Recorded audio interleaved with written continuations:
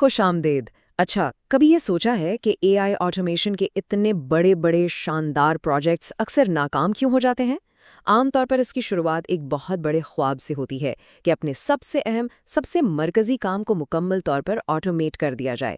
لیکن کیا ہو اگر یہی خواب دراصل ایک جال ہو؟ تو چلیے آج ہم اسی مسئلے کی تہہ تک جاتے ہیں اور وہ حیرت انگیز طور پر آسان حل دریافت کرتے ہیں جس سے زیادہ تر لوگ نظر انداز کر دیتے ہیں۔ یہ بات سیدھی دل پر لگتی ہے نا، اس ایک جملے میں جو مایوسی ہے، جو فرسٹریشن ہے، وہ بالکل واضح ہے۔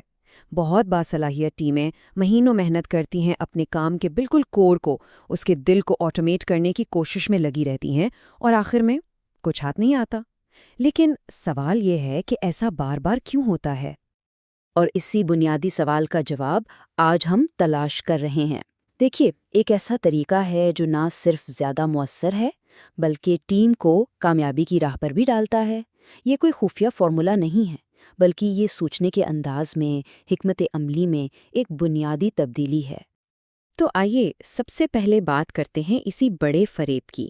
یہ خیال کہ سیدھا سب سے مشکل اور سب سے اہم کام کو آٹومیٹ کر دیا جائے، سچ پوچھیں تو یہ خیال بہت دلکش لگتا ہے۔ لیکن یہ حکمت عملی اکثر ناکامی پر ہی کیوں ختم ہوتی ہے؟ مسئلے کی جڑ دراصل یہ ہے، جو مرکزی کام ہوتے ہیں وہ ہمیشہ پیچیدہ ہوتے ہیں۔ ان میں ہر طرح کے غیر متوقع حالات پیدا ہوتے رہتے ہیں، اور پھر آتی ہے وہ چیز جسے ہم ادارہ جاتی علم یا ٹرائبل نالج کہتے ہیں۔ مطلب وہ ساری چھوٹی چھوٹی باتیں اور تجربہ جو کہیں لکھا ہوا نہیں ہوتا، وہ صرف ماہرین کے ذہن میں ہوتا ہے۔ اور ٹیمیں یہ غلطی کر بیٹھتی ہیں کہ اے آئی ماڈل ان تمام باریکیوں کو خود ہی سمجھ لے گا، لیکن حقیقت میں ایسا نہیں ہوتا۔ یہ مثال اس مسئلے کو بالکل واضح کر دیتی ہے۔ یہ بالکل ویسا ہی ہے کہ آپ نے ابھی کروز کنٹرول تو ایجاد کیا نہیں اور آپ سیدھا ایک مکمل خود چلنے والی کار بنانے نکل پڑے۔ مطلب آپ ایک بہت بڑی چھلانگ لگانے کی کوشش کر رہے ہیں جو شروع سے ہی ناکامی کی طرف لے جاتی ہے۔ اور جب یہ مرکز سے آغاز والی حکمت عملی ناکام ہوتی ہے تو نتیجہ کیا نکلتا ہے؟ اے آئی ایجنٹس جو آدھے میں رک جاتے ہیں، پروجیکٹس کا دائرہ اتنا پھیل جاتا ہے کہ قابو سے باہر ہو جاتا ہے، اور آخر میں ایک مایوس ٹیم جس کا حوصلہ بالکل ختم ہو چکا ہوتا ہے۔ تو ٹھیک ہے، اب آتے ہیں حل کی طرف۔ اگر مرکز سے شروع کرنا غلطی ہے تو پھر صحیح نقطۂ آغاز کیا ہے؟ جواب حیران کرنے والے طور پر بہت سادہ ہے، اور وہ کام کے مرکز میں نہیں بلکہ اس کے اطراف میں، یعنی اس کے ایجز میں چھپا ہے۔ اور یہی وہ بنیادی اصول ہے جو سب کچھ بدل دیتا ہے۔ ایک لمحے کے لیے اپنے سب سے پیچیدہ کام کو بھول جائیں، اس کے بجائے اپنی پوری توجہ ان چھوٹے، بار بار ہونے والے کاموں پر مرکوز کریں جو آپ کے مرکزی کام سے پہلے اور بعد میں ہوتے ہیں۔ اصل کامیابی کا آغاز یہیں سے ہوتا ہے۔ تو یہ اطراف یا ایجز آخر ہیں کیا؟ چلیے ایک مثال سے سمجھتے ہیں۔ سوچیں، ایک ماہر شیف کھانا پکا رہا ہے، یہ ہوا مرکزی کام۔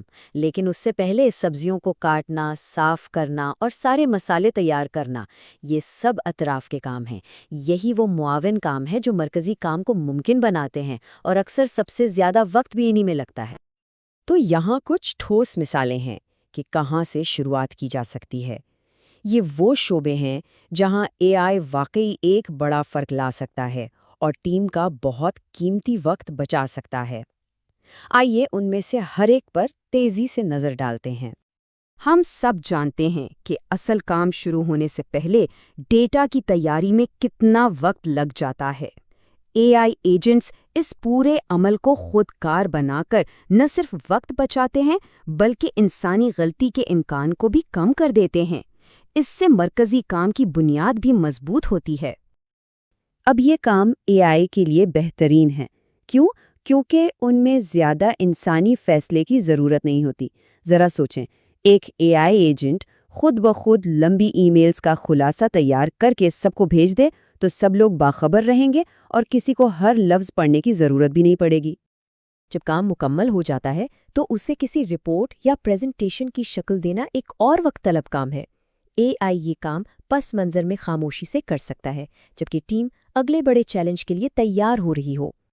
اور اب اس حکمت عملی کا سب سے حیران کن نتیجہ، صرف ان اطراف کے کاموں کو خودکار بنا کر کام مکمل کرنے کے وقت میں 70 سے 90%، جی ہاں 70 سے 90% تک کی کمی لائی جا سکتی ہے۔ ذرا سوچئے، یہ ایک بہت بڑی کامیابی ہے جو فوراً نظر آتی ہے۔ لیکن بات صرف ٹیکنالوجی یا وقت بچانے کی نہیں ہے۔ اس حکمت عملی کا ایک بہت بڑا انسانی فائدہ بھی ہے جو شاید اس سے بھی زیادہ اہم ہے۔ یہ اس بات کو یقینی بناتی ہے کہ اے آئی کو ایک مددگار کے طور پر دیکھا جائے، نہ کہ ایک خطرے کے طور پر، اور ٹیم کی قبولیت کے لیے یہ بہت ضروری ہے۔ یہ سلائیڈ پوری کہانی بیان کرتی ہے۔ ایک طرف جب آپ مرکز سے شروع کرتے ہیں تو یہ ایک تکنیکی پروجیکٹ لگتا ہے جس سے لوگوں کو اپنی نوکریوں کے لیے خطرہ محسوس ہوتا ہے، لیکن دوسری طرف جب آپ اطراف سے شروع کرتے ہیں تو آپ اپنی ٹیم کی صلاحیتوں کو بڑھاتے ہیں، ان کا اعتماد جیتتے ہیں اور تیزی سے چھوٹی چھوٹی کامیابیاں حاصل کرتے ہیں جو سب کو متحرک کرتی ہیں۔ یہ ایک بہت گہری حقیقت ہے۔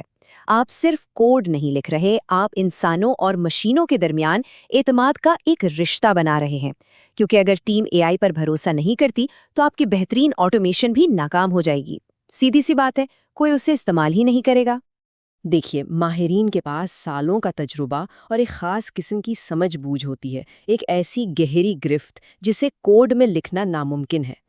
اطراف کو خودکار بنانے سے انہیں اپنے بنیادی کام پر توجہ دینے کی آزادی ملتی ہے، جہاں ان کی مہارت کی سب سے زیادہ قدر ہوتی ہے۔ یہ اصل میں ان کے ہنر کا احترام کرنے کے مترادف ہے۔ جیسا کہ یہ چارٹ واضح طور پر دکھا رہا ہے، اطراف سے آغاز کرنے کا طریقہ ٹیم میں ایک مثبت رفتار، ایک زبردست مومنٹم پیدا کرتا ہے۔ فرق صاف نظر آ رہا ہے۔ یہ چھوٹی اور تیز کامیابیاں ٹیم کا حوصلہ بلند کرتی ہیں اور پورے ادارے میں اے آئی کو اپنانے کے لیے راہ ہموار کرتی ہیں۔ تو یہ سب جاننے کے بعد عملی طور پر کیا کرنا چاہیے؟ آئیے اس کو چند آسان اقدامات میں تقسیم کرتے ہیں جن پر فوراً عمل کیا جا سکتا ہے۔ یہ عمل بہت سیدھا ہے۔ پہلا قدم، ایک اہم کام منتخب کریں۔ دوسرا قدم، ان تمام چھوٹے وقت لینے والے کاموں کی فہرست بنائیں جو اس کے ارد گرد ہوتے ہیں۔ تیسرا قدم، ان میں سے سب سے آسان کام سے شروعات کریں۔ اور چوتھا قدم، وہاں سے شروع کر کے آہستہ آہستہ مرکز کی طرف بڑھیں۔ اور یہی اس پوری گفتگو کا نچوڑ ہے۔ اے آئی کا اصل مقصد انسانوں کو بدلنا نہیں ہے، بلکہ انہیں ان تھکا دینے والے کاموں سے آزاد کرنا ہے تاکہ وہ اپنی توانائی اور مہارت وہاں لگا سکیں جہاں اس کی سب سے زیادہ ضرورت ہے، یعنی تخلیقی اور اسٹریٹجک کاموں میں۔ آخر میں ایک اہم سوال کے ساتھ آپ کو چھوڑے جا رہا ہوں۔ جب ہم اے آئی آٹومیشن کے بارے میں سوچتے ہیں تو کیا ہمارا مقصد صرف کارکردگی بڑھانا ہے، یا ہم انسانوں کو زیادہ تخلیقی، اسٹریٹجک اور بامعنی کام کرنے کے قابل بنا رہے ہیں؟ اس سوال کا جواب ہی کام کے مستقبل کی سمت کا تعین کرے گا۔